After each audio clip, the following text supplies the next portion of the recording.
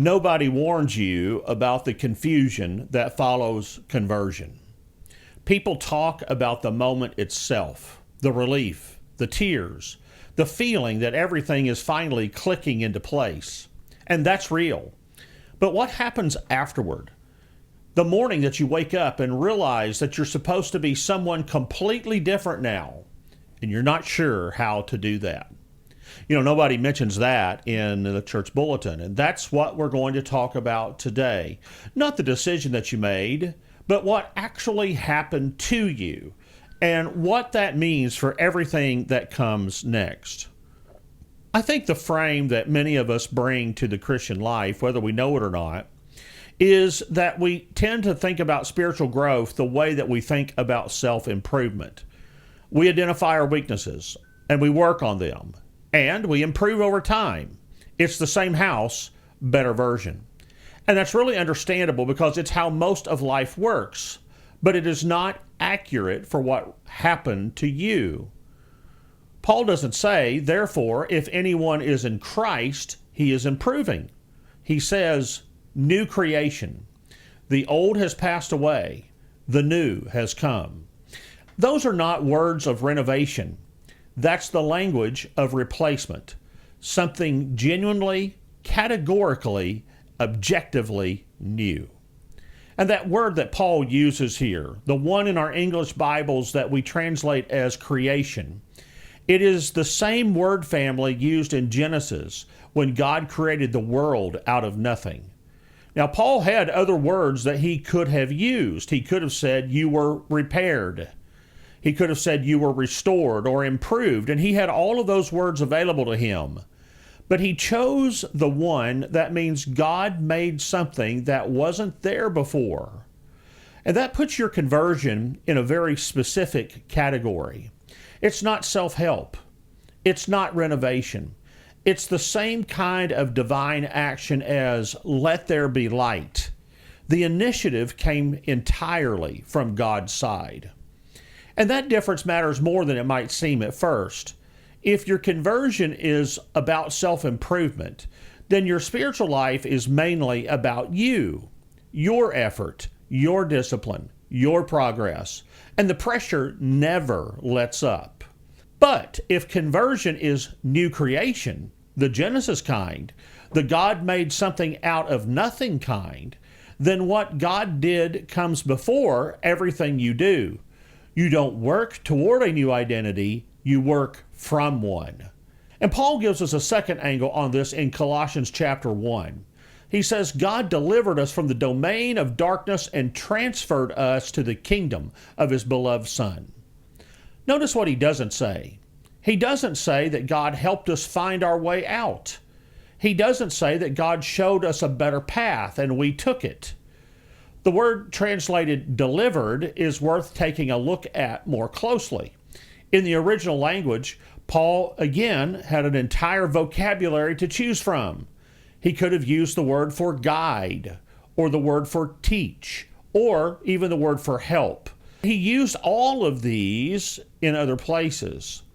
But here, he chose the word you use when someone is drowning, when someone is trapped in a burning building, when the situation is not, I need some direction, but I will die here without intervention.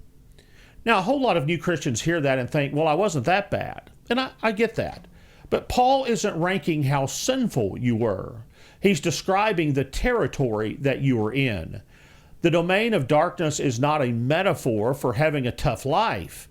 It's where sin holds sway, and where death is the final chapter, and where the self sits on a throne that it was never meant to occupy.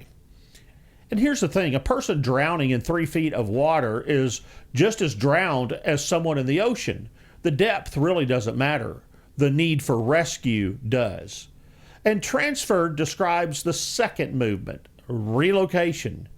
You were in one place and God moved you to another. Both verbs, delivered and transferred, have God as the subject. You were the object. You didn't find the exit. Someone came in and carried you out. Now, this is not a warm feeling to cultivate. That is a fact about what happened. And I think one of the common mistakes that many new Christians make, and what a lot of church environments, they reinforce this. And I think that's unintentional, but it happens. We often believe that if I behave better first, then I will become who I'm meant to be, as if the new identity is the reward for the good behavior. But that's not how this works. The new creation isn't something that you earn after your obedience. It was given to you at the very start. You are already a new creation. And the actions of discipleship, that is prayer, reading the Bible, being together with other Christians, and obedience, those things don't earn you this new identity. They are how you live out the identity that you already have. I think there may be an analogy that might help some people.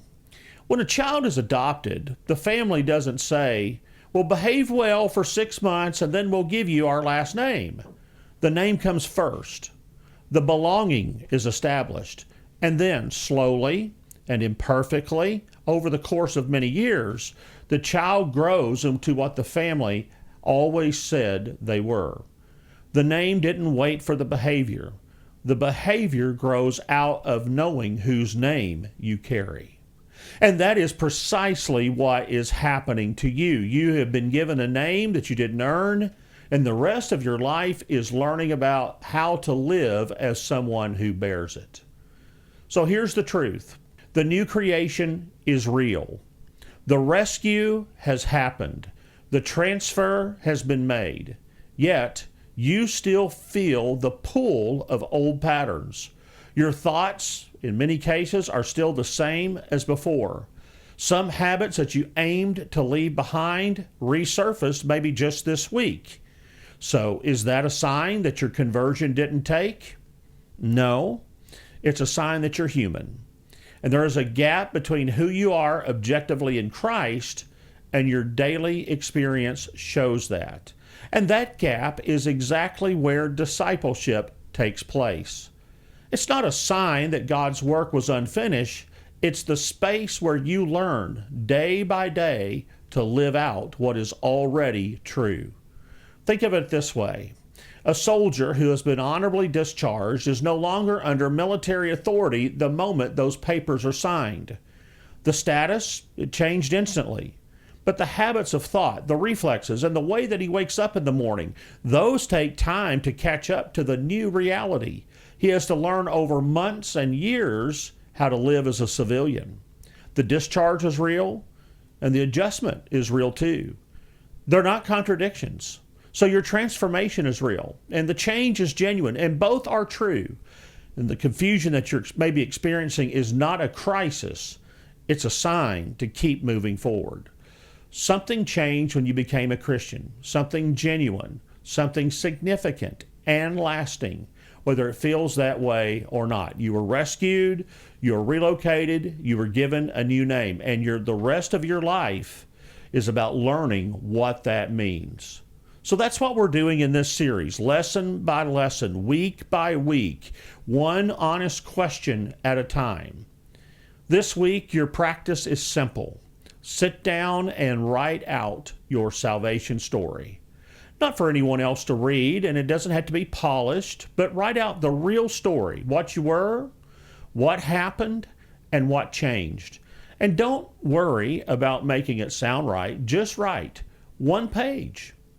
You'll be surprised what you find out about yourself when you put it all into words. And if you're working through the workbook, My First Year in Christ, alongside these videos, there are journaling prompts and discussion questions in Lesson 1 that go deeper into everything that we covered today. I'll see you in Lesson 2, where we're going to talk about what happens when the sin that you thought you left behind shows up again. Not the guilt trip, the real conversation.